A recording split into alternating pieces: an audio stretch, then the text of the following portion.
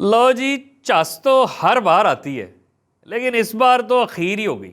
विकेटें तो उड़ती थी, लेकिन इस बार तो बैट ही टूटने लग गए। लेकिन जितने कांटेदार मुकाबले हो रहे हैं एचबीएल पीएसएल की पिच पर, उतने ही कांटेदार मुकाबले होने वाले हैं बोर्ड रूम में पीसीबी की मैनेजमेंट और पीएसएल की टीमों के दरमियान बिजनेस को लेकर। आइए देखते हैं इन प्रॉफिट एक्सप्लेन्स।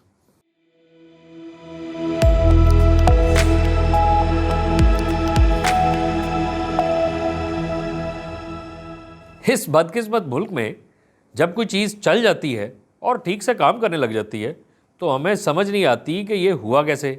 जैसे कि मोटरवे पुलिस, जैसे कि एचबीएल पीएसएल। डर लगता है कि हम इसको चूम चूम कर मार ही ना दें। इस टूर्नामेंट की सक्सेस के पीछे 4 मोटे मोटे फैक्टर्स हैं। पहला फैक्टर तो इसमें पीसीबी है और सेठी से लेकर सेठी तक पीसीबी की हर इंतज़ामिया ने इसे ऑन किया है। दूसरा फैक्टर है स्पॉन्सर्स। जब पीएसएल कुछ भी नहीं था तो स्पॉन्सर्स ने भांप लिया था कि इसमें पोटेंशियल है, और सिर्फ पीएसएल की टाइटल को स्पॉन्सर करने के लिए एचबीएल ने 2025 तक 390 करोड़ रुपए की स्पॉन्सरशिप दी। अब तीसरा फैक्टर है इसमें टीम्स का, जिन्होंने एक कसीर रकम दी हुई है अभी तक बगैर प्रॉफिट बनाए हुए, सिर्फ एचबीएल पीएसएल के फ्यूचर को ट्रस्ट करते हुए। और चौथा फैक्टर है शायकीन का, जो कि मैच टीवी पर भी देखते हैं, मोबाइल स्क्रीन्स पर भी देखते हैं और स्टेडियम को भी भरते हैं। टिकट नहीं लभनी ਤੁਹਾਨੂੰ। अब ज़रा जायज़ा लेते हैं इस सारे टूर्नामेंट के बिजनेस का। एचबीएल पीएसएल के बुनियादी तौर पर 3 रेवेन्यू स्ट्रीम्स हैं, जिनमें से पहला है स्पॉन्सर्स का। टाइटल स्पॉन्सर के बारे में तो हमने आपको बता दिया, लेकिन इसके अलावा भी और बहुत से स्पॉन्सर्स हैं जो कि आपको स्टेडियम में नज़र आएंगे। दूसरा रेवेन्यू स्ट्रीम है ब्रॉडकास्टिंग राइट्स को बेचने का। ब्रॉडकास्टिंग राइट्स के लिए चैनल्स की आपस में इतनी लड़ाई हो गई कि वो एक दूसरे के खिलाफ अदालतों में चले गए, और बिल आखिर पीटीवी और एआरवाई ने इत्तेहाद करके 4.5 अरब रुपए में ये कॉन्ट्रैक्ट लिया 2 साल के लिए। तीसरा है टिकट सेल्स, जो कि पिछले साल तक $4 मिलियन तक गई है। एक बार फिर अर्ज़ करूँ, टिकट नहीं लभनी तो। अब जाहिर सी बात है कि इतने बड़े टूर्नामेंट पर अखराजात भी होते हैं, जिनको पूरा करने के लिए पीसीबी इस रेवेन्यू का इस्तेमाल करता था और बच जाने वाले मुनाफे में से 20% खुद रखता था और बाकी 80% टीमों में इक्वली डिस्ट्रीब्यूट कर देता था। ये तकसीम टीमों को वारा नहीं खा रही थी, क्योंकि टीमों के अखराजात कुछ ज़्यादा ही थे। हाँ, इन टीम्स को स्पॉन्सरशिप तो मिल जाती है यूनिफॉर्म पर लगाने के लिए, और ये पैसे बराह रास्त इनकी जेब में जाते हैं, पीसीबी को नहीं जाते।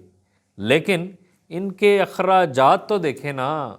2015 में 5 पार्टियों ने मिलकर मजमूई तौर पर $93 मिलियन में 5 टीमें खरीदी, जिसकी उन्होंने 10 साल तक हर साल 10% किस्त अदा करनी थी।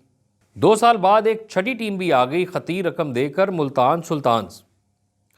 अंदाज़ा करें कि 2015 में हाईएस्ट बेड थी कराची किंग्स की $26 मिलियन, जबकि मुल्तान सुल्तान की बेड थी $45 मिलियन। इसके अलावा एक और डज भी है प्लेयर्स को साइन करने की, जिस पर पीसीबी ने कैप लगाई हुई है $1.2 मिलियन की, जिसको हर टीम लगभग इतना ही खर्चती है। मामलात बिगड़ गए और टीमें 2020 में चली गईं पीसीबी के खिलाफ अदालतों में। इसके बाद नेगोशिएशंस हुई और पीसीबी और टीमों ने एग्री किया एक नए बिजनेस मॉडल पे, जिसके 2 अहम नुकात हैं। पहला नुक्ता तो ये है कि अब वो 80-20 वाला मामला ख़त्म, अब 95-5 के हिसाब से नया बिजनेस मॉडल चलेगा, जिसमें प्रॉफिट का 5% रखेगी पीसीबी और 95% इक्वली डिस्ट्रीब्यूट होगा टीम्स में। दूसरा अहम नुक्ता था कि टीमों को जो 10 साल के लिए हर साल 10% की अदायगियाँ करनी थी, उसके लिए डॉलर की कीमत फिक्स कर दी गई 170 रुपये फ़ी डॉलर के हिसाब से। मिसाल के तौर पर कराची किंग्स, जिसे हर साल $2.6 मिलियन की किस्त देनी होती है, जो कि आज के रेट के हिसाब से बनती है 69 करोड़ रुपए, जबकि नए एग्रीमेंट के तहत उन्हें अदा करने होते हैं 44.2 करोड़ रुपए। लेकिन ये इस कहानी की हैप्पी एंडिंग नहीं है। पैसे तो हर टीम को एक जितने मिल रहे हैं, लेकिन अखराजात तो सबके अलग अलग हैं ना। اب آپ کیسے کوئٹہ گلیڈیٹر جو کہ $11 ملین میں خریدی گئی تھی کے اخراجات کو کمپیئر کریں گے ملتان سلطان سے جو کہ تقریباً $45 ملین میں خریدی گئی؟ رائٹ ناؤ پیسوں کے لحاظ سے سلطانز، کنگز اور کلندرز تو کھا رہے ہیں منہ کی، جبکہ گلیڈیٹرز، یونائٹڈ اور زلمی نے تھوڑا بہت پروفٹ کمانا بھی شروع کر دیا ہے۔ اب اس بات پر تو ان میں ٹینشن ہوگی نا۔ اب بڑے شہروں کی ٹیموں نے ڈیمانڈ شروع کر دی ہے ریجنل ریونیو پول کی، یعنی کہ ٹیمز ہوم گیمز بھی کھیلیں گی اور اوے گیمز بھی کھیلیں گی، جبکہ متعلقہ ٹیمز کا پورا کنٹرول ہوگا ہوم گیمز کے دوران۔ مثال کے طور پہ لاہور قلندرز قذافی اسٹیڈیم میں ہونے والے HBL PSL کی ٹکٹوں کے پیسے بھی لے گا، منسلک ٹھیکوں کے پیسے بھی لے گا اور قذافی اسٹیڈیم سے نشر ہونے والے میچز کے براڈ کاسٹنگ رائٹس بھی لے گا۔ یعنی کہ اگر بڑے شہر نے زیادہ پیسے دیے ہیں تو اس کا انہیں کچھ تو فائدہ ہو۔ اب اس نئے پرپوزل میں بھی کچھ پرابلمز ہوں گے۔ مثال کے طور پہ پشاور میں انٹرنیشنل لیول کا اسٹیڈیم ہونے کے باوجود وہاں پر میچز نہیں ہوتے، تو کوئٹہ میں تو بالکل نہیں ہو سکتے۔ اس کا ایک حل ہے کنسولیڈیٹڈ ریجنل پول کی شکل میں۔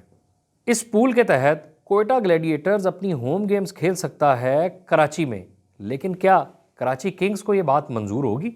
دوسرا مسئلہ ہے سرکار کے ساتھ بات چیت کا۔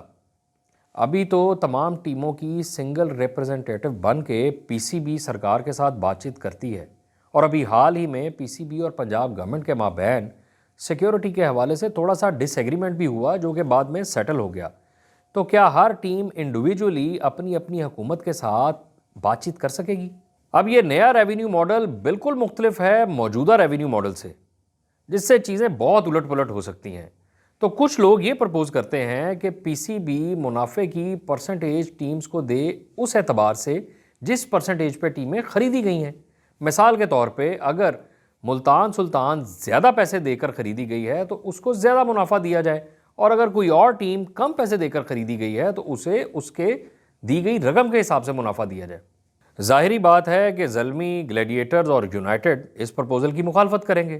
یعنی کہ ایک بار پھر عرض ہے کہ کانٹے دار مقابلہ ہے پچ پر بھی اور بورڈ روم پر بھی۔